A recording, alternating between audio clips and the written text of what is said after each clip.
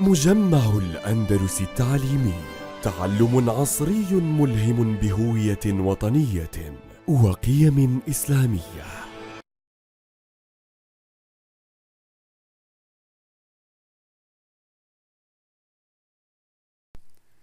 Good morning, students, and welcome to our new lesson for today. This is Unit 7, Follow the Clues, and this is our writing lesson which deals with a personal narrative. This is Mr. Mohamed and these are the objectives of today's lesson. By the end of this video, you are expected to recognize the main features of a personal narrative. Secondly, we are going to analyze a sample narrative text to work out the plot development. And finally, we are expected to plan and write a narrative in which the narrator played an important role in solving a crime. Welcome aboard, everybody. Let's start our lesson.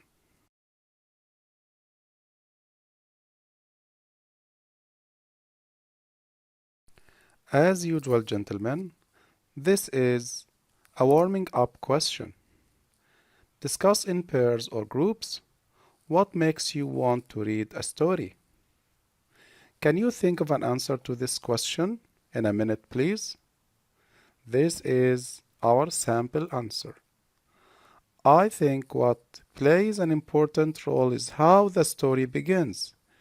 If the story does not generate interest from the start, it is very unlikely that you will continue reading it. I also think that you might be interested in reading a story if you know that it has been written by someone whose other work you enjoy, or if someone you know recommends it to you. This is a relevant answer. Let's go on to deal with exercise B.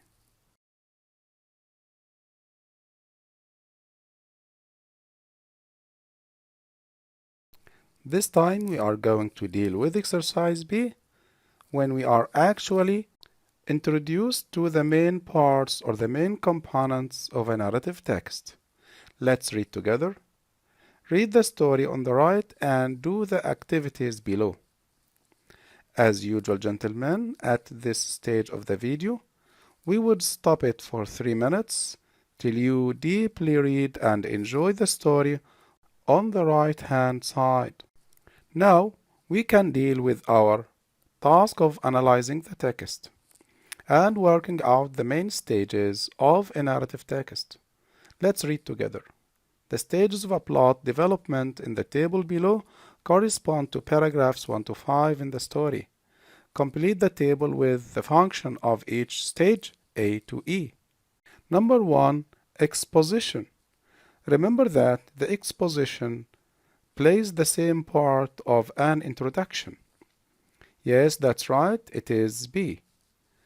The exposition introduces the main characters, creates the setting, time and place, and establishes the context of the story. Number 2, rising action. That's very good. It is D. Rising action builds tension by describing the series of events leading up to the most tense moment of the story. Number 3, climax. That's very good. It is E. Describes the dramatic turn of events. Number 4, falling action. Amazing. This is A. The falling action stage describes the series of events following the turning point of the story. And finally, you have got the resolution. It's expected to be C. The resolution shows how the situation ends or is finally dealt with. This is a very good practice, and I hope you have enjoyed the story on the right-hand side of the page.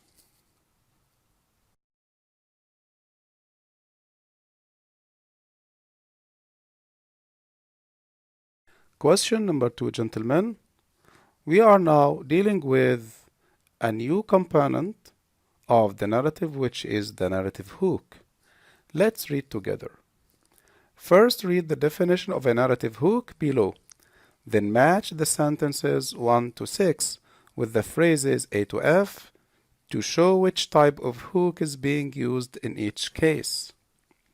This is the definition. A narrative hook is a device used at the beginning of a story to catch the reader's attention and stimulate his or her interest so that he or she continues reading. It's usually the first and or second sentence of the opening paragraph. Now let's start reading. You realize the value of your life only when you risk losing it. What type of hook do you think the author used in the previous sentence? That's very good. It's B, a dramatic statement. Number 2. Okay, Hassan, I'll tell you, but only if you promise not to tell anyone. I whispered, looking around to make sure no one could hear us.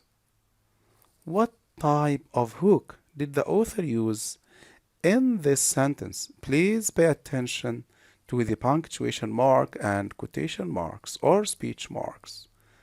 That's wonderful. It is E. The word is of a or the main character. Number 3. Dark, threatening clouds covered the sky above us. It was clear that a fierce storm was heading in our direction. What do you think, gentlemen? That's really brilliant. It is F, a vivid description of the setting. Number 4. What would you do if a peer at your school was being bullied? What type of question is it? Very good. It is a rhetorical question. A question that is used to direct or to attract the reader's attention and invite them to think about the situation. Number 5. Nelson Mandela once said, "The brave man is not he who does not feel afraid, but he who conquers that fear." That's right. It is C, an inspiring, memorable quotation by a famous or important person. Very good, gentlemen.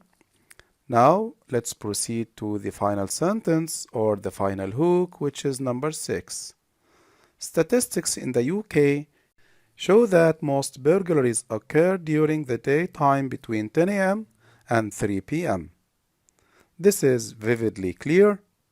It is D, interesting or shocking facts or statistics. That's very good, gentlemen. Let's proceed to the following stage.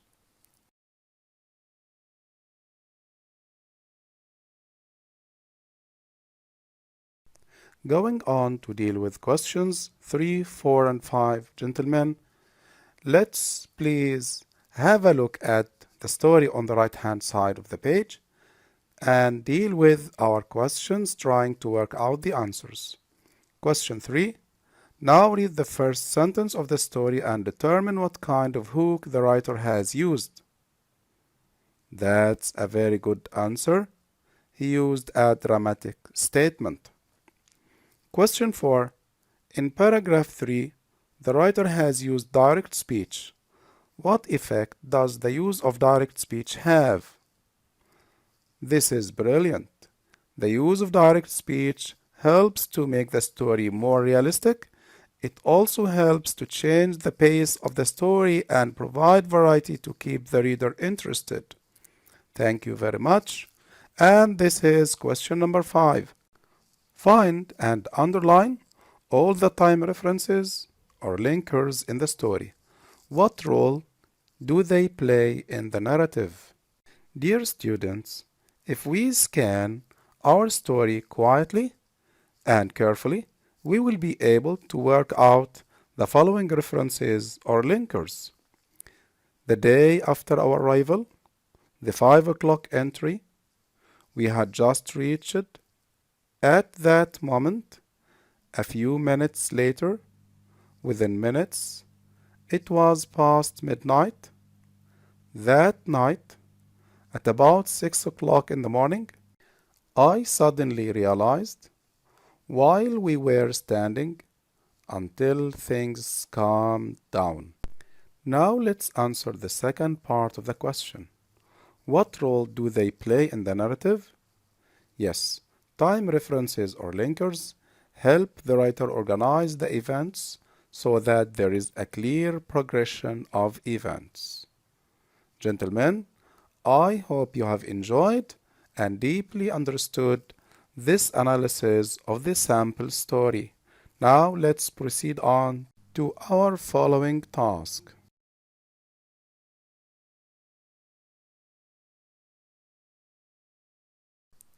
Gentlemen, this is exercise C, in which we are asked to write down our sample narrative text. Now let's start reading the question. Using the first person singular or plural, write a short story that contains one of the narrative hooks above in which you play an important role in solving a mystery or crime. Now, let's start our story. When I woke up, I was relieved to find that the sun was shining and the birds were singing. The previous day had been dull and it had been raining all day. As a result, my brother Omar and I had missed out on all the sightseeing we had planned on doing. We had always dreamt of visiting France and spending our time indoors as well as ordering room service had not been on our list of things to do. To make up for the previous day's unexpected turn of events, we set off earlier than we had initially intended. Now, let's go ahead to the following stage of the story.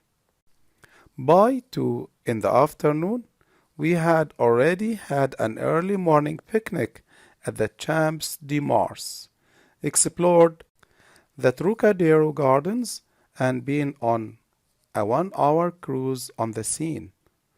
We had also walked up more than 700 steps to the second floor of the Eiffel Tower, enjoyed a delicious 3-course meal at the French restaurant located there, and taken the left to the top level to enjoy the breathtaking views of the city. Unfortunately, things changed when we got to the Louvre Museum. Our pre-booked tickets for the previous day were no longer valid, and we had to wait in a long queue to go through security and buy new tickets. Gentlemen, now let's go on to the following stage of the story. Omar and I had already been standing in the fierce heat of the sun for about 45 minutes when we finally got close to the entrance. We were by this time very thirsty, so I decided to go to a nearby cafe to buy some water. As I was approaching the cafe, a young man wearing a black hooded top brushed past me. He had a very dark look on his face, and for some strange reason, he looked familiar. I was trying to figure out where I had seen him before when, all of a sudden, I heard someone shouting. I turned around only to see him grab an elderly woman's bag and run. As you can see, gentlemen, this paragraph ends with the most exciting moment of the story, which is expected to be followed by, right, the following action stage. Let's read together. Within seconds, I had helped the old lady up and was running after the hooded man. I ran after him for quite a while, but he was fitter than I was, and he soon disappeared into the crowd. When I finally found my way back to the museum, the police were waiting for me, and I was taken to the police station to provide a description of the man. By the time Omar and I got back to the hotel, it was late, so we went straight to bed. I was about to fall asleep when suddenly everything became clear. As you see, gentlemen, the writer has started giving a clue to the resolution. Now let's read our final stage of the story. The man had seemed familiar because I had seen him before. In fact, he was the same waiter who had brought us our meal when we had ordered room service the previous day. I wasted no time in calling the police. It turned out that the police had been after him for quite some time. It also turned out that the elderly woman's grandson was the curator of the Louvre Museum. To thank me for helping her get her bag back, she arranged for us to have an after-hours private guided tour of the Louvre. Seems that all is well that ends well. Dear students, I hope you have enjoyed today's lesson, and I hope to see you in our following lessons. Thank you very much and goodbye.